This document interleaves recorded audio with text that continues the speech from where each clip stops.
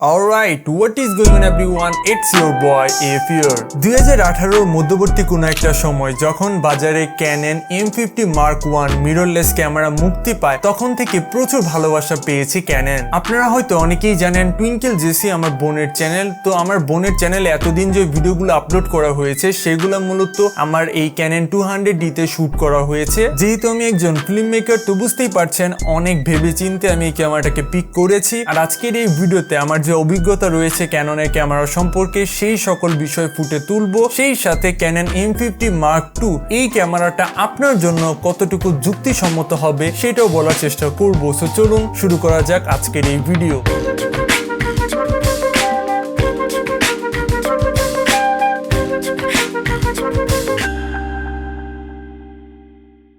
Welcome back viewers. তো বেশি সময় নষ্ট না করে চলুন সরাসরি আনবক্সিং করা যাক।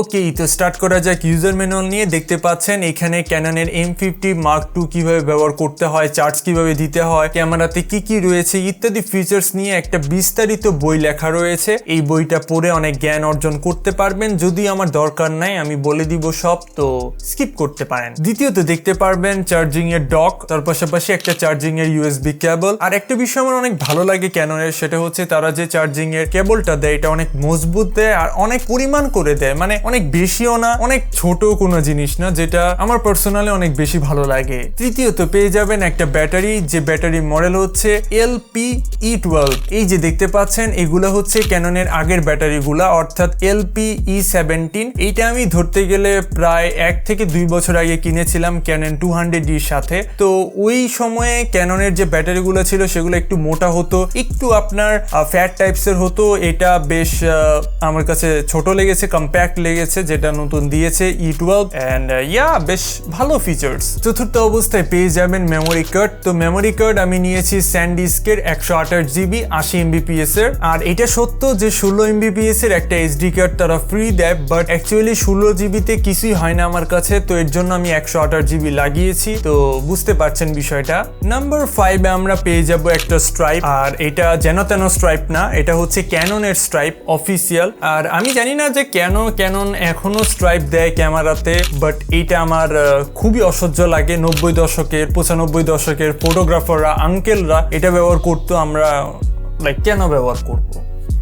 6 এ কথা বলা যায় Canon EF মাউন্ট নিয়ে। এই মাউন্টটা শুধুমাত্র তাদের জন্যই দরকারি যাদের কাছে ক্যাননের পুরনো লেন্স রয়েছে। যদি আপনার কাছে পুরনো লেন্স না থাকে তাহলে এই মাউন্টটা নেওয়া কোনো দরকার নাই। Canon যে কখনো 15 থেকে 45mm এর ইমেজ স্টেবিলাইজার সহ একটা কিট লেন্স বের করবে এটা কখনো ভাবতেই পারিনি আমি। সব থেকে জঘন্য যদি ক্যাননের কোনো প্রোডাক্ট হয় আগের দিনে, তাহলে আমি বলবো সেই কিট লেন্সগুলা, মানে দেখতে অনেক বেশি উইয়ার্ড, কয়েক বছর চালাইলে এত ময়লা আসে, এত বাজে দেখা যায়। বাট এইটা ভাই মাখন, পুরা মাখন। এইটা এই লেন্সটার অ্যাপারচার হচ্ছে f3.5 থেকে 6.3 which is really good। বুঝতে পারতেছেন STM লেন্স, তো কোনো প্রকার সাউন্ড এখানে ক্যাপচার করবে না, বিশেষ করে নয়েজ তো হবেই না। তার পাশাপাশি অটো ফোকাসও অনেক বেশি ফাস্ট এন্ড একুরেট থাকবে। আর অবশেষে এই হচ্ছে আমাদের ক্যাননের ক্যামেরাটা, অফকোর্স M50 Mark II।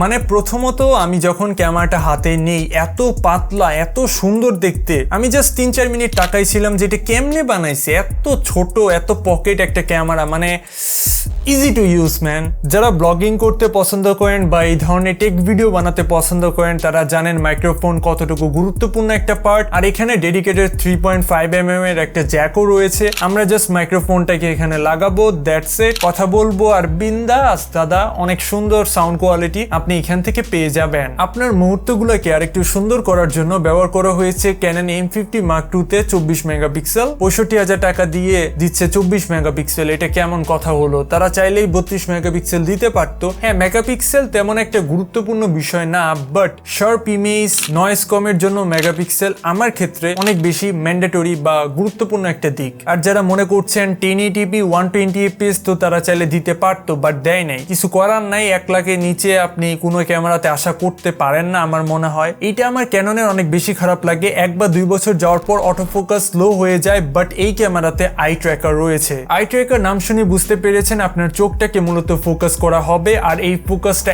এত পারফেক্ট থাকে যেটা বলার বাইরে। মানে আপনি দৌড়াদৌড়ি করেন, নাচানাচি করেন, আপনাকে যে ধরবে ক্যামেরা আর ছাড়বে না। যারা লো লাইটের জন্য এই ক্যামেরাটাকে নিতে চাচ্ছেন তাদেরকে বলবো এটা নিয়েন না প্লিজ। সোনি ZV-1 এই ক্যামেরাটা পিক করতে পারেন, একটু বেশি কস্ট পড়বে বাট ফলাফল অনেক ভালো আসবে। যদি একান্তই ক্যাননের ফ্যানবয় হয়ে থাকেন সেই ক্ষেত্রে কি light, soft light, back light ইত্যাদি ব্যবহার করবেন, তারপর ভিডিও বানাবেন। লো লাইটেও মোটামুটি ঠিক থাকবে। যারা এর আগে কখনো ক্যামেরা ব্যবহার করে নেয় তাদের মতে এই ক্যামেরাটা বেশ ভালো হবে, কারণ এর অটো মোড অনেক হেল্পফুল। তার পাশাপাশি সেটিংস, ইনফরমেশন ইত্যাদি, মানে যে কেউ ভাই একটু ইংলিশ জানলে আপনি এটাকে টোটালি আপনার ইশারায় নাচাতে পারবেন। বেশি কিছু না, যদি আপনি ক্যামেরা মোডটাকে চেঞ্জ করেন তাহলে দেখতে পারবেন ডিসপ্লেতে লেখা উঠবে কোন মোডে আপনি রয়েছেন, M, AB, TV ইত্যাদি। এর পাশাপাশি ডেসক্রিপশন বক্স লেখা থাকবে, থাম্বনেল দেওয়া থাকবে, বিফোর এন্ড আফটার থাকবে, যেটা খুবই ভালো একজন বিগিনারের জন্য। চলুন এবার দেরি না করে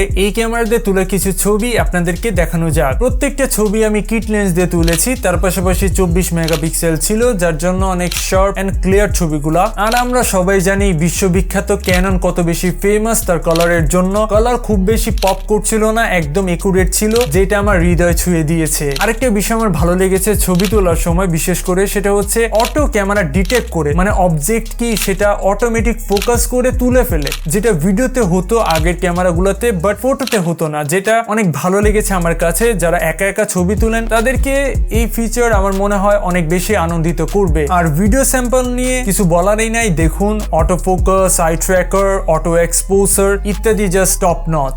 ওকে, what's up everybody, it's your boy এফিওর। আমি জানি এই লাইনটা আমি দুইবার ঝাড়তেছি বাট স্টিল আমার খুবই ভালো লাগে এই লাইনটা।